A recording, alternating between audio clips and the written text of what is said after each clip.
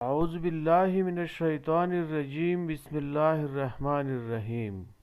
بازار میں داخل ہونے کی دعا۔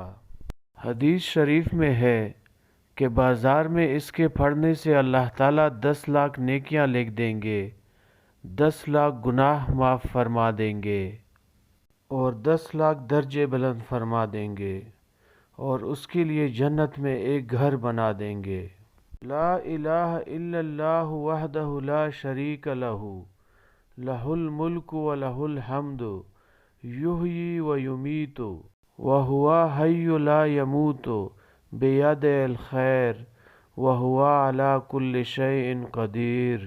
اللہ کے سوا کوئی معبود نہیں، وہ اکیلا ہے، اس کا کوئی شریک نہیں، تمام ملک بھی اسی کا ہے اور اسی کے لیے تمام تر تعریفیں ہیں۔ وہی زندہ کرتا ہے، وہی مارتا ہے، وہ خود سدا زندہ ہے، اس کے لیے مرنا نہیں ہے، اسی کے ہاتھ میں ہر طرح کی خیر و خوبی ہے اور وہی ہر چیز پر قادر ہے۔